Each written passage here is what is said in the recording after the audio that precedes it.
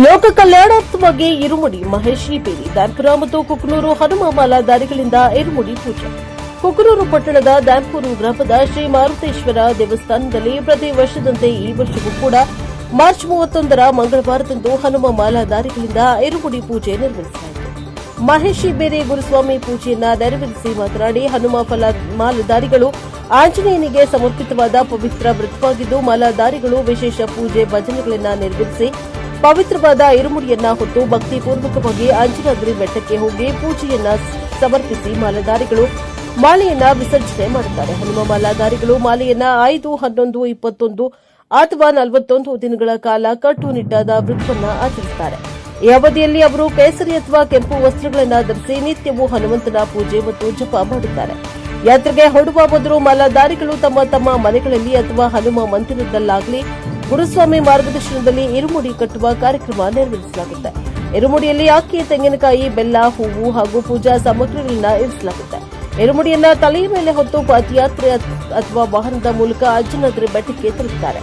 ಅಲ್ಲಿ 575 ಮೆಟ್ಟಿಲುಗಳನ್ನು ಏರಿ ಹನುಮಂತನ ದರ್ಶನ ಪಡೆದ ನಂತರ ತಮ್ಮ ಮಾಲೆಯನ್ನ ವಿಸರ್ಜಿಸಿ ವ್ರತವನ್ನ ಪೂರ್ಣಗೊಳಿಸುತ್ತಾರೆ. ಇಂತಹ ಕಟ್ಟುನಿಟ್ಟಿನ ವ್ರತವನ್ನ ಇಡೀ ನಾಡಿನ ರೈತಾಪಿ ವರ್ಗದವರು, ಸೈನಿಕರು, ನಾಡಿನ ಜನತೆಗೆ ಸುಭಿಕ್ಷವಾಗಿರಲಿ ಎಂದು ಪೂಜೆಯನ್ನ ಸಮರ್ಪಿಸಲಾಗುತ್ತದೆ ಎಂದು ಹೇಳಿದ್ದಾರೆ.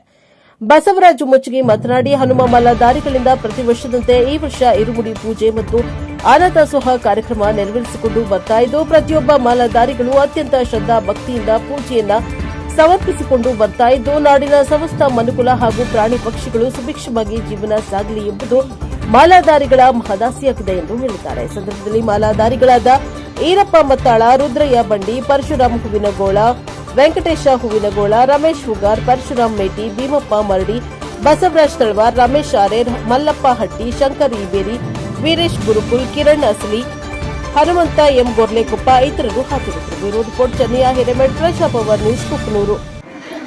ಕುಕನೂರು ಮತ್ತು ದ್ಯಾಂಪುರ ಪೀಠದ ವತಿಯಿಂದ ಸತತವಾಗಿ 12ನೇ ವರ್ಷದ ಹನುಮ ಮಾಲಾಧಾರಣೆ ಪೂಜಾ ಕಾರ್ಯಕ್ರಮವನ್ನು ಇವತ್ತು ಇರುಮುಡಿ ಕಾರ್ಯಕ್ರಮವನ್ನು ಜರುಗಿಸಲಾಯಿತು.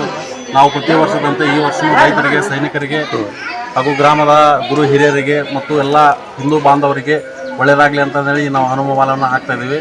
ಇದರಿಂದ ಇನ್ನಷ್ಟು ನಮ್ಮ ಹನುಮ ಮಾಲಾಧಾರಿಗಳು ಬೆಳಿಬೇಕು, ಆಮೇಲೆ ಅಂಜನಾದ್ರಿ ಬೆಟ್ಟ ಅಭಿವೃದ್ಧಿ ಆಗಬೇಕು ಮತ್ತು ಎಲ್ಲ ಇದು ಹಿಂದೂ ಸಮಾಜ ಬಾಂಧವರು ಈ ಕಾರ್ಯಕ್ರಮಗಳನ್ನು ಯಶಸ್ವಿಯಾಗಿ ನಡೆಸಿ ಇನ್ನು ಮುಂದಿನ ದಿನಗಳಲ್ಲಿ ಈ ನಮ್ಮ ಹನುಮ ಮಾಲಾಧಾರಣೆಗಳ ಸಂಖ್ಯೆಯನ್ನು ಇನ್ನೂ ಹೆಚ್ಚಿನ ಪ್ರಮಾಣದಲ್ಲಿ ಮಾಡಿಸಿ ಹನುಮ ಮಾಲಾಧಾರಿಗಳ ಸಂಖ್ಯೆ ಹೆಚ್ಚಾಗಬೇಕಂತ ಹೇಳಿ ಈ ಮೂಲಕ ನಾವು ವಿನಂತಿಸ್ಕೊಳ್ತೇವೆ. ಆಮೇಲೆ ನಾವು ಪ್ರತಿ ವರ್ಷ ಹಮ್ಮಿಕೊಂತ ಬರ್ತಾ ಇದ್ದೀವಿ ಅಂತ ಮಾತಾಡೋದು. ಒಂದು ನಿಮಿಷ. ಹರಿ ಓಂ, ಜೈ ಸೀತಾರಾಮ್.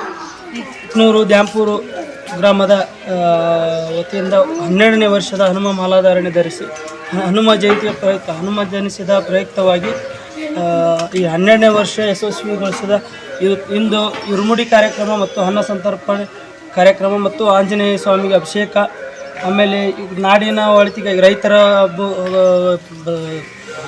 ಸೈನಿಕರು, ಈ ನಾಡಿನ ವಿಶ್ವವೇ ಶಾಂತಿಯಿಂದ ನೆಲೆಸಬೇಕು, ಭಾರತ ಯಾವತ್ತೂ ಶಾಂತಿ ಅಂತಂದು ಹೆಸರಾಂತವಾದಂದಮೇಲೆ ನಮ್ಮ ಹನುಮ ನಾಡಿನಲ್ಲಿ ಹುಟ್ಟಿ ನಾವೆಲ್ಲ ಭಾಗ್ಯವಂತರು. ಈ ಹನುಮ ಮಾಲೆ ಧಾರಣೆ ನಮಗೆ ಸಿಕ್ಕಿದೆ ಅಂದರೆ ನಾವೇ ಭಾಗ್ಯವಂತರು. ಹನುಮ ನಾಡಲ್ಲಿ ಹುಟ್ಟಿ ನಾವು ಹನುಮ ಧಾರಣೆ ಧರಿಸಿದ್ವಿ ಅಂದರೆ ನಮ್ಮಂಥ ಪುಣ್ಯವಂತರು ಯಾರೂ ಇಲ್ಲ ಅನ್ನೋದು.